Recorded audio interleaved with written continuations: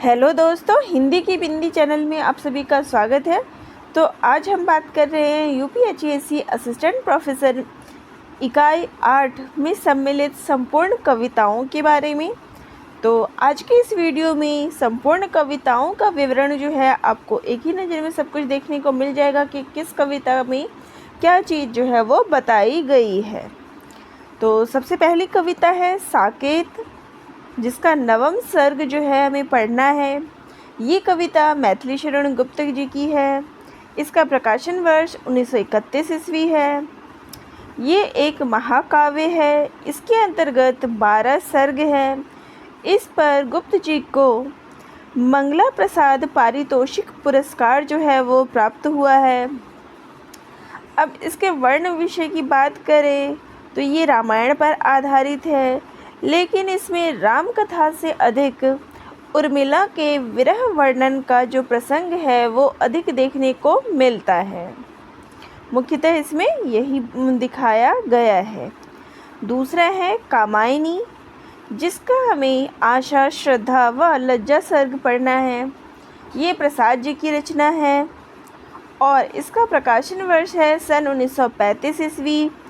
ये एक महाकाव्य है और इसके अंतर्गत जो है वो 15 सर्ग है। ये प्रसाद जी की अंतिम काव्य रचना है और इसका जो प्रथम सर्ग है वो है चिंता और इसका अंतिम सर्ग जो है वो है आनंद। तो इनके सर्गों का जो क्रम है वो ज़रूर देख लीजिएगा, कई परीक्षाओं में पूछा गया है। ये जो है प्रतिभिज्ञा दर्शन पर आधारित है। अभी हाल ही की परीक्षा में ये क्वेश्चन जो है आ गया था कि कामायनी किस दर्शन से प्रभावित है, किस दर्शन पर आधारित है। तो ये प्रतिभिज्ञा दर्शन पर आधारित है और इस पर अरविंद और गांधी दर्शन का भी प्रभाव देखने को मिलता है। कामायनी का अर्थ है काम गोत्र जा और कामायनी में जो है श्रद्धा और मनु के को जो है चित्रित किया गया है और काम की पुत्री होने के कारण श्रद्धा का ही दूसरा नाम जो है वो कामायनी है। और इस काव्य में हमें शांत, श्रृंगार व वीर रस का प्रयोग देखने को मिलता है। और कामायनी के लिए जयशंकर प्रसाद को मंगला प्रसाद पारितोषिक पुरस्कार प्राप्त हुआ है। अब इसके प्रतीकों की बात करें तो मनु मन का प्रतीक है, श्रद्धा हृदय का और ईड़ा जो है वह बुद्धि का प्रतीक है।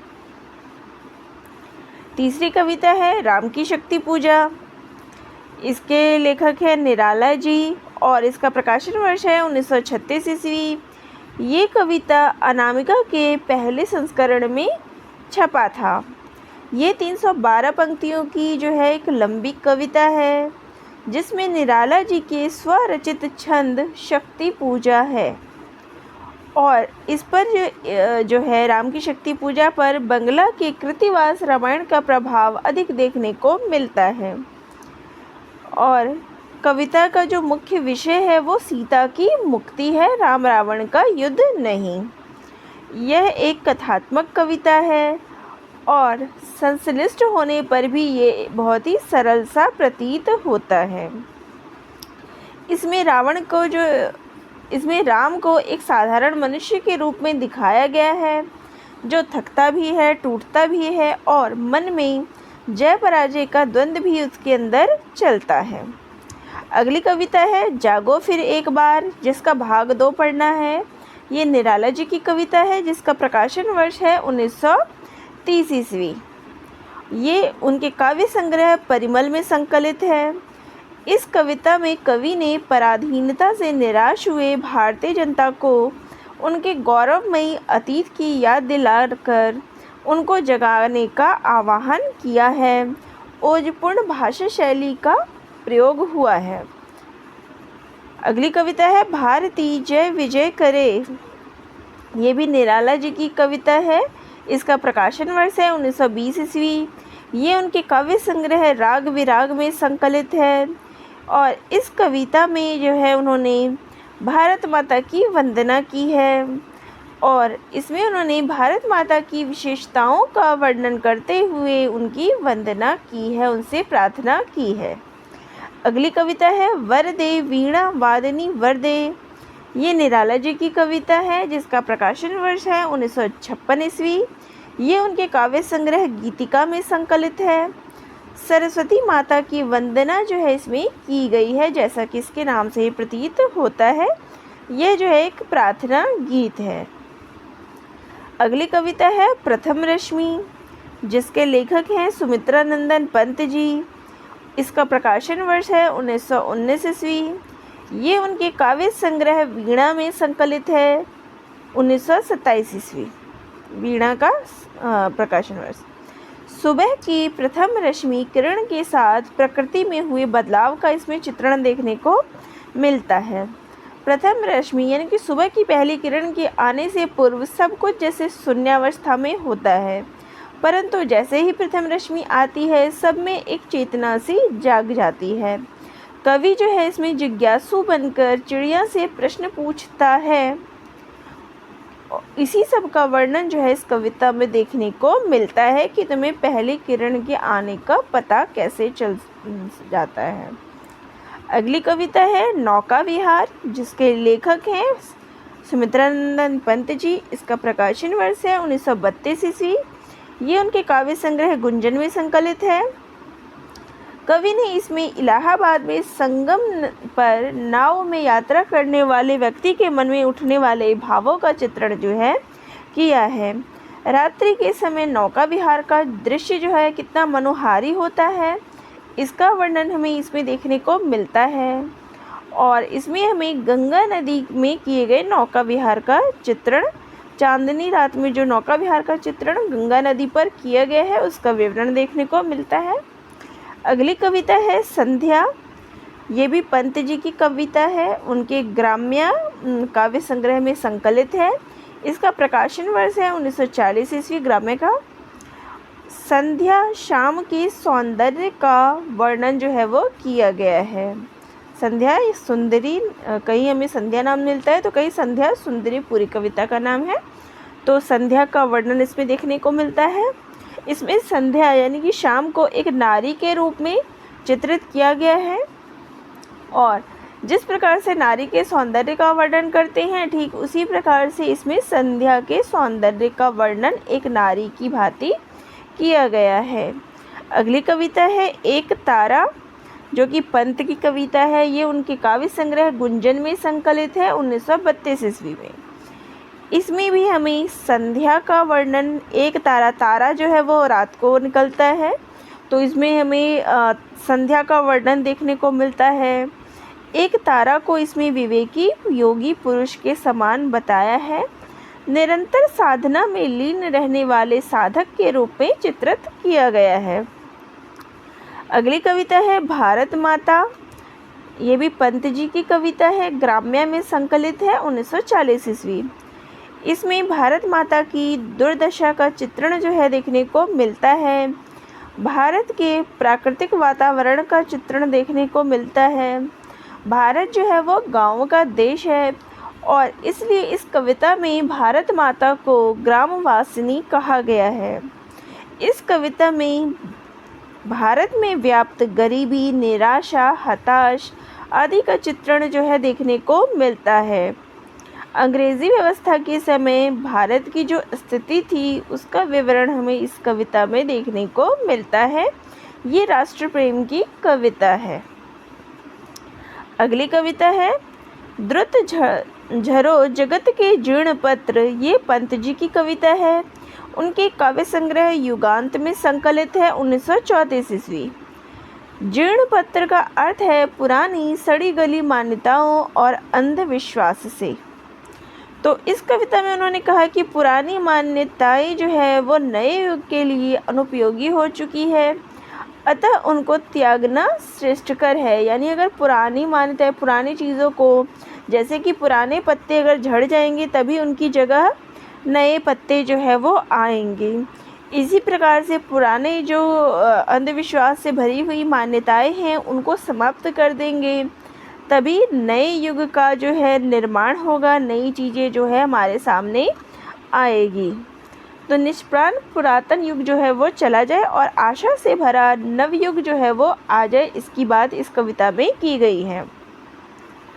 अब जो है महादेवी वर्मा की कविताएं हैं। तो पहली है दीप मेरे जल अकंपित, महादेवी वर्मा जी की कविता है, दीप शिखा में संकलित 1942 ईस्वी। यह एक लोक मंगल गीत है। निराशा में आशा के संचार का वर्णन जो है इस कविता में देखने को मिलता है। अगली कविता है पंथ रहने दो अपरिचित, महादेवी वर्मा की कविता है, उनके काव्य संग्रह है, दीप शिखा में संकलित है 1942 ईस्वी। स्वयं को उन्होंने इस कविता में साधिका के रूप में वर्णन किया है। उन्होंने साधना के कष्टमय मार्ग पर दृढ़ संकल्प से आगे बढ़ने की बात जो है उन्होंने इस कविता में किया है। अपरिचित पथ पर अकेले चलने की आकांक्षा, उनका आत्मविश्वास आदि का परिचय जो है इस कविता में मिलता है। विरह वेदना काव्य की विशेषता है। तो महादेवी वर्मा की काव्य जो है वो रहस्यात्मक है और विरह वेदना का वर्णन उसमें भी देखने को मिलता है। अगली कविता है मैं न यह पथ जानती, ये महादेवी वर्मा की कविता है, दीप शिखा में संकलित है 1942 ईस्वी में। इसमें जो है प्रेम का वर्णन हुआ है। प्रेम के पथ पर बिना किसी कारण चलना, जब यह भी ना पता हो कि इसका रास्ता कहाँ जाएगा, इसका वर्णन देखने को मिलता है। तो इस कविता का संदेश यह है कि अदृश्य प्रेम के अदृश्य पथ पर चलना है, जिसके ना आदि का पता हो ना अंत का पता हो कि वो पथ जो है वो कहाँ जाएगा। अगली कविता है सब आँखों के आंसू उजले, तो ये महादेवी वर्मा की कविता है, उनके काव्य संग्रह दीप शिखा में संकलित है 1942 ईस्वी। इस कविता में उन्होंने मनुष्य के सत्य को परखने की जो बात है वो कही गई है। मनुष्य को अपने सपने को पूरा करने के लिए लक्ष्य निर्धारित करना चाहिए। लक्ष्य के द्वारा ही व्यक्ति जो है अपने जीवन में सफल हो सकता है। अगली कविता है मैं नीर भरी दुख की बदली, महादेवी वर्मा जी की कविता है, उनके काव्य संग्रह सांध्य गीत में संकलित है 1936 ईस्वी। यामा में भी इसका संकलन किया गया है। तो इसी कविता का संकलन दो जगह मिलता है, सांध्य गीत में और यामा में। इस कविता में कवित्री ने स्वयं को नीर भरी दुख की बदली कहा है। जो बादल होता है वो जल से भरा होता है और उसका जल जो है वो संपूर्ण संसार के लिए होता है। उसी प्रकार से जो करुणाशील व्यक्ति होते हैं वो भी संसार में करुणा का जल जो है वो संपूर्ण जगत में बरसाते हैं। और इसमें जो है व्यक्ति का निजी सुख दुख कुछ नहीं होता, संपूर्ण संसार के लिए उनका प्रेम होता है, इसी का वर्णन इसमें मिलता है। अगली कविता है दीप तेरा दामिनी, ये उनके काव्य संग्रह सांध्य गीत में संकलित है 1936 ईस्वी। ये महादेवी वर्मा जी की काव्य रचना है। इसमें उन्होंने बिजली के रूप में चित्रण जो है किया है। एक गृहिणी नायिका का चित्रण जो है वो दामिनी के रूप में, बिजली के रूप में यहाँ उन्होंने किया है।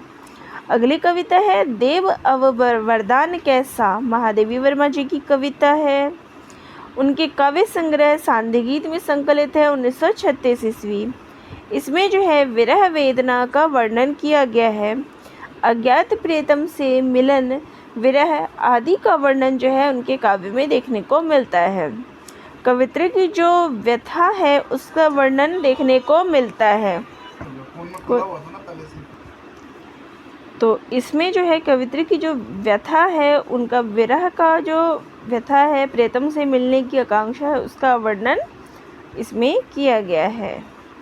अगली कविता है अंधेरे में, जिसके लेखक हैं मुक्तिबोध। ये उनके काव्य संग्रह चांद का मुंह टेढ़ा है में संकलित है 1964 ईस्वी में। ये लंबी कविता है, 40 पृष्ठ की। मुक्तिबोध की ये अंतिम कविता है। 1952-62 के बीच लिखी गई ये कविता है और इसका संशोधन जो है वो 1962 में किया गया है। इसका प्रकाशन जो पहला प्रकाशन जो है वो आशंका के द्वीप नाम से कल्पना पत्रिका में 1964 में किया गया था। इस कविता में फैंटेसी का प्रयोग जो है वो किया गया है। इसमें शोषित वर्ग का चित्रण जो है देखने को मिलता है। उच्च मध्यम वर्ग के व्यक्ति का संघर्ष जो है इस कविता में देखने को मिलता है। तो इसमें हमें गरीब नहीं, निम्न वर्ग के व्यक्ति का नहीं, उच्च मध्यम वर्ग के व्यक्ति का संघर्ष इस कविता में देखने को मिलता है। और जो एक और जो है सामाजिक व्यवस्था से लड़ता है, तो दूसरी तरफ ही जो सुख सुविधाएं हैं उनको भी छोड़ना नहीं चाहता। तो इस कविता में व्यक्ति के मन का जो द्वंद्व है वो दिखाया गया है। अगली कविता है असाध्य वीणा, जिसके लेखक हैं अज्ञेय जी। ये उनके काव्य संग्रह आंगन के पार द्वार में संकलित है 1961 ईस्वी। ये भी एक लंबी कविता है, 321 पंक्तियों की कविता है। और इसका जो वर्ण विषय है ये एक जापानी लोक कथा पर आधारित है। यह कथा जो है आकोकुरा की पुस्तक the book of taming of the harp शीर्षक से संकलित है।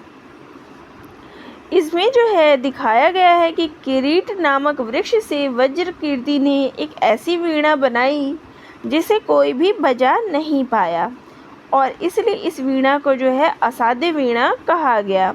परंतु इसे अंत में केशकम्बली प्रियवंद ने बजाया और उससे एक ऐसी ध्वनि निकली थी जो लोगों को अलग अलग सुनाई पड़ी। यानी अलग अलग व्यक्तियों को अलग अलग जो ध्वनि है वो सुनाई पड़ी। तो असाध्य वीणा जो है इस कविता में जीवन का प्रतीक है कि जीवन में जो व्यक्ति जैसा सुनना चाहता है वैसा ही वो सुन पाता है। तो इसी प्रकार से जब वो असाध्य वीणा से जो ऐसी ध्वनि निकली, सब लोगों ने उसे अलग अलग अपने हिसाब से उसे अलग अलग सुना जो उनके लिए अच्छा था। अगली कविता है नदी के द्वीप, जिसके लेखक हैं अज्ञेय जी। ये उनके काव्य संग्रह है हरी घास पर क्षण भर 1949 ईस्वी में संकलित है। ये एक प्रतीकात्मक कविता है। इसमें नदी जो है वो समाज का प्रतीक है और द्वीप जो है वो व्यक्ति का प्रतीक है। द्वीप जो है नदी का एक हिस्सा है और उससे अलग उसका कोई अस्तित्व नहीं है। इसी प्रकार से व्यक्ति भी जो है वो इस समाज का अंग है और इस समाज से हटकर वो नहीं रह सकता। इसी प्रकार से इस कविता में उन्होंने नदी और द्वीप के माध्यम से समाज और व्यक्ति का जो रिश्ता है वो बताया है, उसकी कल्पना की है कि उसके बारे में बताया है। अगली कविता है हिमालय, दिनकर जी की कविता है जिसका प्रकाशन वर्ष है 1933 ईस्वी। ये उनके काव्य संग्रह रेणुका 1935 ईस्वी में संकलित है। इसमें हिमालय को संबोधित करते हुए स्वतंत्रता आंदोलन की बात जो है वो कही गई है। हिमालय को भारत के गौरव का प्रतीक मानकर आह्वान किया गया है। तो हिमालय की जो गौरव गाथा है, ये हिमालय किस प्रकार से देश की रक्षा का प्रतीक माना गया है और इसके माध्यम से देश की जनता को जगाने का प्रयास जो है किया गया है। ये राष्ट्रभक्ति परक कविता है। अगली कविता है आग की भीख, जिसके लेखक हैं दिनकर जी। इसका प्रकाशन वर्ष है 1943 ईस्वी। ये उनके काव्य संग्रह सामधेनी में संकलित है। 1947 ईस्वी सामधेनी का प्रकाशन वर्ष है, उसमें संकलित किया गया। ये जो है स्वतंत्रता से पूर्व 1943 ईस्वी है। तो ये स्वतंत्रता से पूर्व लिखी गई कविता है, जब देश का माहौल जो है बिल्कुल ही ख़राब था। चारों तरफ जो है वो प्रदर्शन जारी थे, जनता जो है वो आक्रोश से भरी हुई थी। ऐसे समय में दिनकर जी ने ये कविता जो है वो लिखी थी। देश की दयनीय स्थिति का चित्रण जो है उन्होंने किया है और इसके साथ ही भगवान से अपने देश के हित के लिए जो है वरदान की भीख मांगते हैं कि इससे देश से सारी बुराइयां जो है वो दूर हो जाए। अगली कविता है दिल्ली और मास्को, दिनकर जी की कविता, जिसका प्रकाशन वर्ष है 1945 ईस्वी। सामधेनी 1947 में संकलित है। कविता में मास्को की वंदना की गई है। मास्को को लाल भवानी कहकर पुकारते हैं और देश के साम्यवादी क्रांतिकारियों का स्वागत करते हैं। परंतु जब वो दिल्ली को याद करते हैं तो उनके हृदय पर, कवि के हृदय पर जो है चोट सी लगती है कि जो लोग मास्को को की वीरता के प्रशंसक है, वे दिल्ली के सत्याग्रहियों का साथ क्यों नहीं देते। तो यहाँ पे मास्को की जो वंदना है, मास्को की गाथा है, वो गाई गई है, परंतु इसके साथ ही जो दिल्ली की हालत है उसका वर्णन भी इस कविता में किया गया है। अगली कविता है जयप्रकाश दिनकर जी की कविता है। इसका प्रकाशन वर्ष है 1946 ईस्वी, सामधेनी में संकलित है। ये एक ओजपूर्ण कविता है। इस कविता में उन्होंने लोकनायक जयप्रकाश के बारे में जो है वो बताया है। यह कविता दिनकर जी ने 1946 में, जब जयप्रकाश जो है वो जेल से रिहा हुए थे, तब लिखी थी। और पटना के गांधी मैदान में जब उनका स्वागत किया गया था जयप्रकाश जी का, तो वहाँ लोगों की भीड़ के सामने उन्होंने ये पढ़ा था। अगली कविता है राही और बांसुरी, दिनकर जी की कविता है। इसका प्रकाशन वर्ष है 1946 ईस्वी। ये भी कविता सामधेनी में संकलित है। इसमें जो है राही और बांसुरी का वार्तालाप जो है वो दिखाया गया है। पहले ही जो है राही जो है बांसुरी के बारे में क्या सोचता है, क्या विचारधारा है, इसका वर्णन किया गया है। इसके बाद बांसुरी ने इस पर जो है अपनी संपूर्ण गाथा, व्यथा आदि का विवरण किया है, इसके बारे में बताया है। तो राही के लिए बांसुरी की कोई कीमत नहीं है, वह इसे व्यर्थ समझता है, इसका चित्रण किया गया है। और बांसुरी के माध्यम से बांसुरी की जो स्थिति है, व्यथा है, उसका चित्रण किया गया है। वास्तविकता देखी जाए तो राही और बांसुरी के माध्यम से जो तत्कालीन परिस्थिति है उसका चित्रण किया गया है। अगली कविता है सिंहासन खाली करो जनता आती है, दिनकर जी की कविता है। इसका प्रकाशन वर्ष है 26 जनवरी 1950 ईस्वी। तो ये जो कविता है, जिस दिन हमारा संविधान लागू हुआ था, ऐसे सुनहरे अवसर पर ये कविता जो है वो लिखी गई थी। तो लोकतंत्र की स्थापना जो है वो 26 जनवरी 1950 को हुई थी। हमारे देश को स्वतंत्रता जो है वो 1947 में प्राप्त हुई थी। अपना संविधान लागू नहीं हुआ था और हमारा संविधान जो है 26 जनवरी 1950 को लागू हुआ। तो ऐसे सुनहरे अवसर पर ये कविता लिखी गई थी। लोकतंत्र में जो जनता का स्थान है वो सर्वोपरि होता है और लोकतंत्र के उदय के पश्चात जनता के लिए सिंहासन खाली करने की बात जो है वो इस कविता में कही गई है। जो जनता सदियों से इस गुलामी में जकड़ी हुई थी, जब वो स्वतंत्र हुई तो संपूर्ण जो है उसका शासन अब जनता के हाथ में चला गया, इसी का विवरण किया गया है। अगली कविता है कलम आज उनकी जय बोल। तो ये कविता जो है देश प्रेम, दिनकर जी की कविता है और ये कविता जो है देश प्रेम और राष्ट्रीय भावना से ओतप्रोत कविता है। इस कविता में देशभक्तों के बलिदान का वर्णन जो है किया गया है। कलम यानी कि रचनाकार अपनी रचना के माध्यम से ऐसे वीर देशभक्तों का अभिवादन करें, उनकी जय बोले, जिन्होंने जो है अपने देश के लिए प्राण जो है न्यौछावर कर दिए। यही इस कविता का भाव है। तो आज के वीडियो में हम यहीं तक की कविताएं लेते हैं। इसके भाग 2 में बाकी जो संपूर्ण कविताएं रह गई हैं उनका विवरण हम देख लेंगे। तो आप सभी को ये कैसा लगा कमेंट बॉक्स में ज़रूर कमेंट करके बताइएगा। चैनल पे नए हैं तो चैनल को ज़रूर सब्सक्राइब करिएगा। तो दोस्तों आप सभी का बहुत बहुत धन्यवाद।